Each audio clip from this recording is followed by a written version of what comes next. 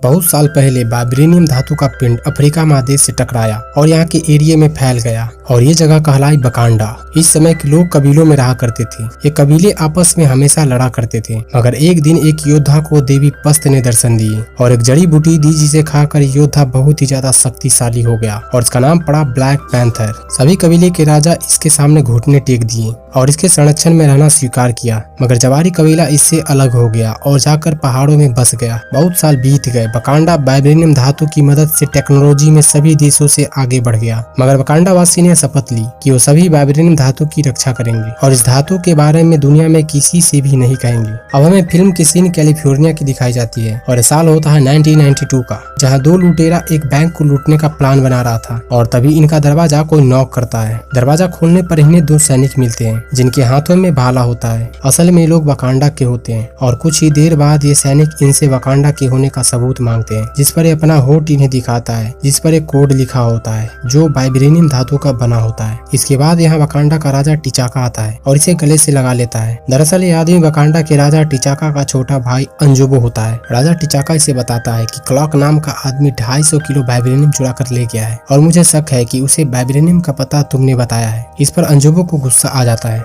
मगर राजा टिचाका इसके पीछे एक जासूस लगाया होता है जो इसी के साथ इसका दोस्त बनकर रह रहा था। इसके बाद टिचाका इसे वकांडा की अदालत में पेश होने को बोलता है और जस्ट इसी टाइम सड़क के किनारे हमें एक बच्चा दिखाया जाता है जो सड़क पर बास्केटबॉल खेल रहा होता है। और फिल्म की सीन हमें प्रेजेंट डे की दिखाई जाती है, जहाँ वकांडा के राजा टिचाका की मृत्यु हो चुकी है और अब यहाँ का राजा टिचाला को बनाया जाएगा जो राजा टिचाका का बेटा होता है। वहीं दूसरी तरफ हमें सीन लंदन की एक म्यूजियम की दिखाई जाती है, जहाँ एक आदमी म्यूजियम में रखे आर्ट को देख रहा होता है और इसे यहाँ एक हथौड़ा मिलता है जो वाइब्रेनियम का होता है और ये हथौड़ा वकांडा का होता है। अब कुछ देर बाद यहाँ क्लॉक आता है और सभी को मारकर वाइब्रेनियम की बनी हथौड़े को यहाँ से चुरा कर ले जाता है। अब हम वकांडा में देखते हैं जहाँ अब टिचाला को वकांडा का राजा बनाया जाता है, मगर राजा बनने से पहले यहाँ एक रस्म होती है जिसमें टिचाला को एक सॉल्यूशन पिलाया जाता है जिससे उसकी सारी शक्ति खत्म हो जाती है और अब पांचों कबीलों में से कोई भी योद्धा टिचाला से युद्ध में जीत कर राजा बन सकता है। मगर कोई भी कबीले वाले अपने योद्धा को नहीं उतारता और टिचाला को अपना राजा मान लेता है। मगर इसी कबीले में एक कबीला होता है जवारी कबीला,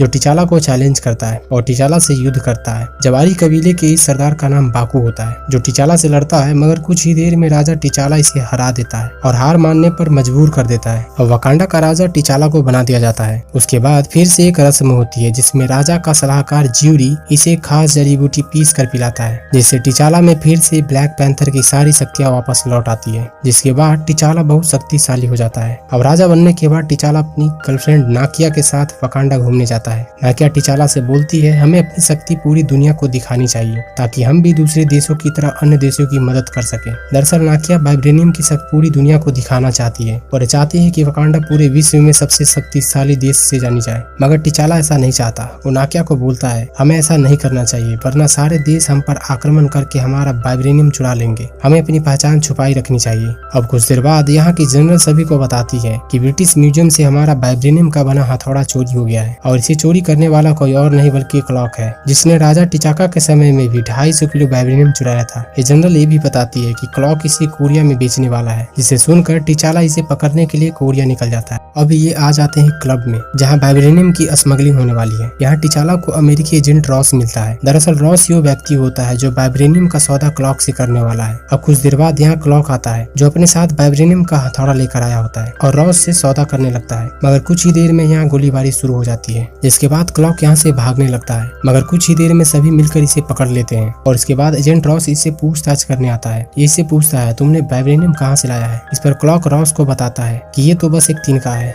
पूरा का पूरा पहाड़ तो वकांडा में है जहाँ के लोग वाइब्रेनियम का इस्तेमाल करके बहुत शक्तिशाली हो गए हैं। इनका विज्ञान हमसे ज्यादा आगे हो चुका है। मुझ पर विश्वास नहीं हो तो जाओ टिचाला से पूछ लो कि उसका सूट किसका बना हुआ है। बहुत साल से हम वाइब्रेनियम को दक्षिण अमेरिका में ढूंढ रहे हैं, मगर असल में वाइब्रेनियम तो अफ्रीका में है और ये सच भी होता है। वाइब्रेनियम बहुत ही कीमती धातु होती है जिसका इस्तेमाल करके वकांडा टेक्नोलॉजी के मामले में सभी देशों से आगे होता है, मगर इन्होंने ये शपथ ली होती है कि इसकी खबर ये किसी को भी नहीं बताएंगे। अगर इन्होंने ऐसा किया तो सभी देश इनसे वाइब्रेनियम चुरा उड़ा लेगा और इस देश को तबाह कर देगा। और जस्ट इसी टाइम क्लॉक का आदमी यहाँ आ जाता है और रॉस को गोली मारकर अपने साथ क्लॉक को ले जाता है। रॉस को मरता देख टिचाला को इस पर रहम आ जाता है और इसे बचाने के लिए अपने साथ इसे वकांडा ले आता है। वहीं दूसरी तरफ जिस आदमी ने क्लॉक को बचाया था वो क्लॉक को गोली मार देता है और क्लॉक को अपने होठ पर बने वाइब्रेनियम का कोड दिखाता है। इसका मतलब ये है कि ये आदमी भी वकांडा का ही है और ये कोई और नहीं बल्कि अंजुबो का बेटा एंजडाका होता है, जो हमें फिल्म के स्टार्टिंग में सड़क के किनारे बास्केटबॉल खेलते हुए दिखाया गया था। ये क्लॉक को मारकर वकांडा ले जाता है, जिसके बाद इसे टिचाला के पास पेश किया जाता है और यहाँ आकर ये बताता है कि ये अंजुबो का बेटा एंजडाका है और ये अपने पैदाशी हक से राजा टिचाला को चुनौती देता है। दरअसल ये रिश्ते में टिचाला का भाई होता है, इसलिए ये राजा बनने की चुनौती पेश कर सकता है। अब इतना सुनने के बाद टिचाला इसकी चुनौती स्वीकार कर लेता है। इसके बाद दोनों में एक घमासान लड़ाई हो जाती है जिसमें टिचाला हार जाता है और अंत में एंजडाका टिचाला को झरने से फेंक देता है और इसके बाद इसे एक रस्म के लिए ले जाया जाता है जहाँ इसे एक जड़ी बूटी पिलाई जाती है और तब ये बन जाता है ब्लैक पैंथर। ब्लैक पैंथर बनने के बाद ये उस जड़ी बूटी को जलवा देता है ताकि इसके बाद कोई ब्लैक पैंथर न बन पाए, मगर नाकिया चुपके से एक जड़ी बूटी ले लेती है और यहाँ से निकल जाती है। अब इधर एंजडाका वाइब्रेनियम के सारे हथियार दुनिया के सभी देशों में भेजने का आदेश देता है ताकि इसकी मदद से सारे देश पर वकांडा का राज हो। दरअसल सभी देशों पर हमला करके सबको अपना गुलाम बनाना चाहता है। उधर नाकिया जड़ी बूटी लेकर जवारी कबीले के राजा बाकू को देने का फैसला करती है ताकि बाकू जड़ी बूटी खाकर ताकतवर हो जाए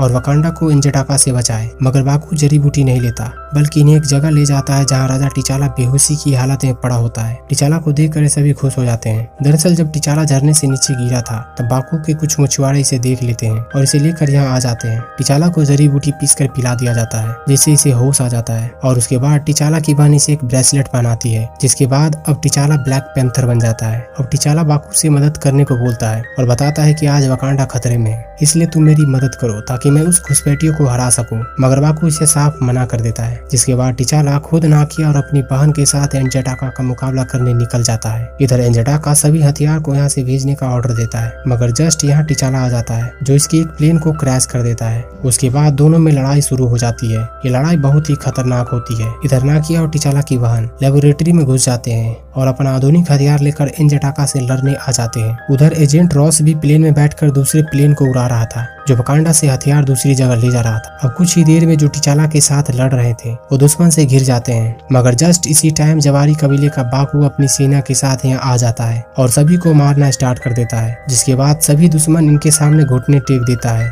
और उधर टिचाला भी एंजडाका को मार देता है। अब टिचाला एक बार फिर से वकांडा का राजा बन जाता है और हम देखते हैं कि टिचाला अब सारी जानकारी और टेक्नोलॉजी सभी देशों में बांटने का फैसला करता है और इसी के साथ यह मूवी यहीं एंड हो जाती है। तो thank you guys watching for movie.